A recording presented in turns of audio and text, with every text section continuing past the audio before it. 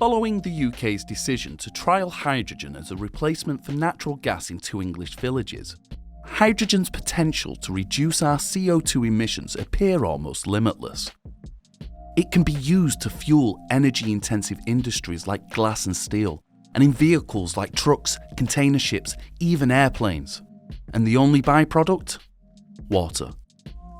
Hydrogen is seen as an important energy carrier in a future decarbonised world. So could this miracle molecule be the answer to all our energy needs?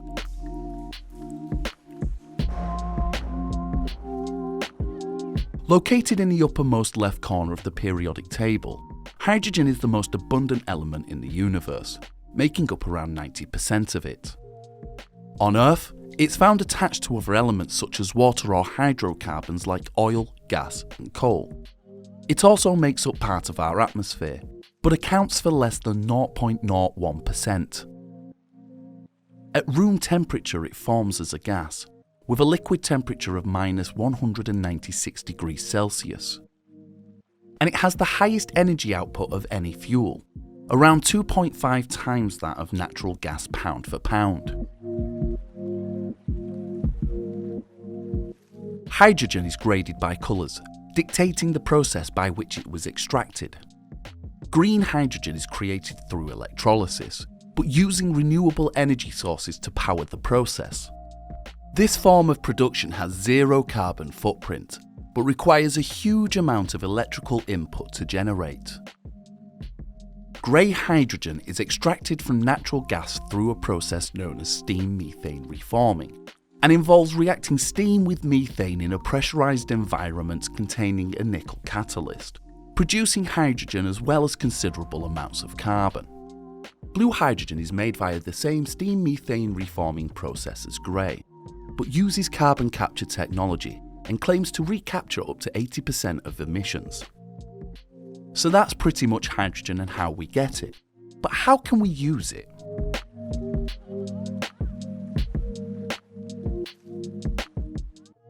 One of hydrogen's strengths lies in its ability to fuel much larger vehicles more efficiently than current electric vehicle batteries.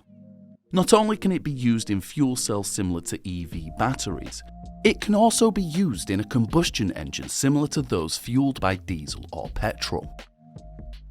When designing a vehicle, attention has to be paid to how much space is allocated for the engine, fuel tank or battery compartment, and of course, the cargo.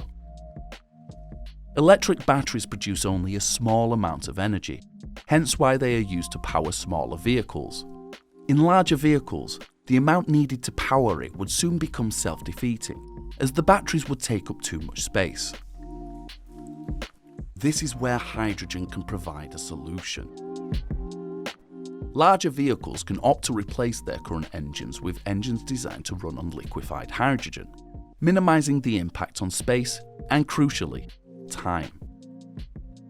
Trucks powered by hydrogen can run a lot further than battery-powered trucks before needing to refill.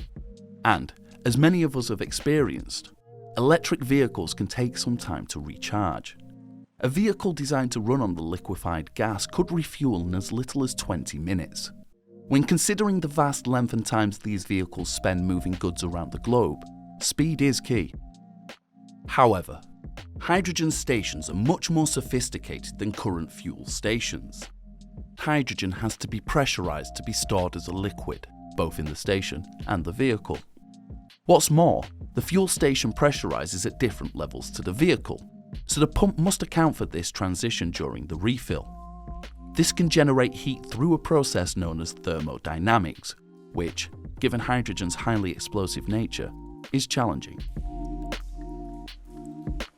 Nonetheless, truck companies in the US are already operating vehicles with these new engines, so expanding the refueling network is key to other companies choosing hydrogen to power their fleets. Further testing in shipping and air travel is ongoing, with the hopes that we will see hydrogen-powered container ships by the end of the decade, and hydrogen-powered air travel by mid-2030.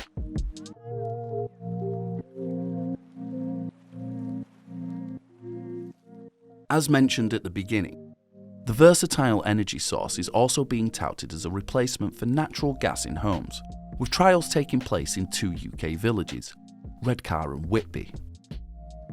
Similar to vehicles, it's not as simple as switching from one gas to another. Hydrogen is an incredibly small molecule, much smaller than natural gas. This makes it more difficult to contain, especially in pipe systems designed for natural gas. It's much more likely to find the gaps.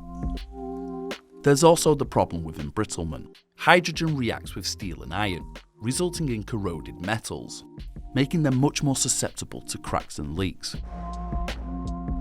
Installing pipes capable of handling the substance is critical. Finally, all of the homes that the UK wants to test will need to be refitted with boilers and pipes capable of handling the new energy source.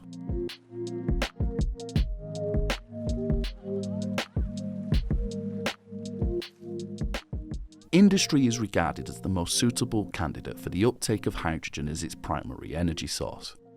It's seen as a perfect alternative to natural gas in sectors like glass and steel, where incredibly high temperatures are required for long periods of time.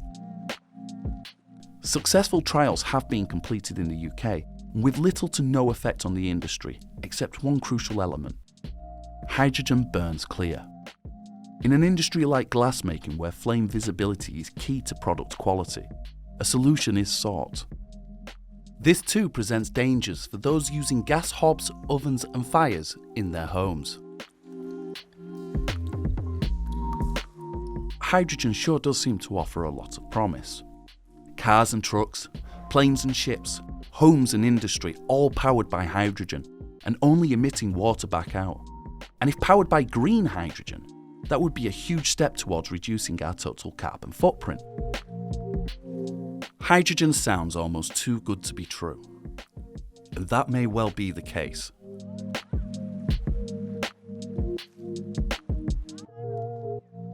Blue hydrogen, that's the one that claims to recapture 80% of emissions, has come under scrutiny following a study debunking the efficiency of the carbon capture technology.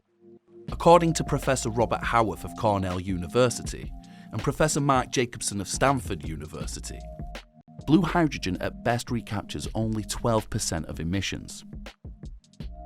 They concluded that blue hydrogen produces even more CO2 than would be by simply burning natural gas. The study claims that oil and gas companies are the biggest supporters of blue hydrogen, and that's because it still uses natural gas to be produced. Furthermore, it's through their pipe networks that it will be delivered. And what about green hydrogen? Couldn't we just use that instead? Converting current energy systems would significantly reduce our carbon footprint, but we don't produce even close to enough yet. Only 1% of all globally refined hydrogen is green. And it requires so much energy to refine, it'd be considerably more efficient to use that electricity to generate heat pumps.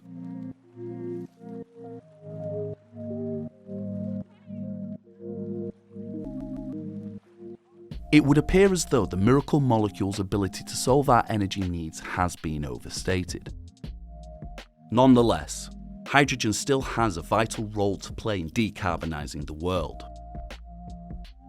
Setting up the infrastructure now using blue hydrogen could help to encourage other industries to take up the alternative energy source, thus creating a greater demand for green hydrogen development.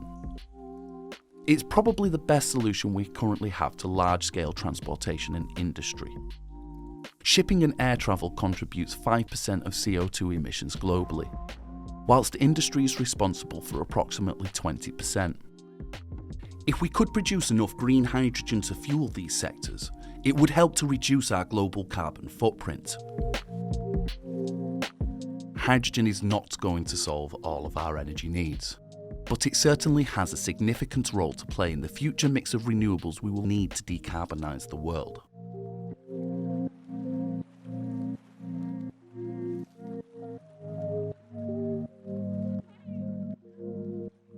If you enjoyed this video, please like, share and leave a comment. And for more videos like this, subscribe to the channel with new videos uploaded weekly.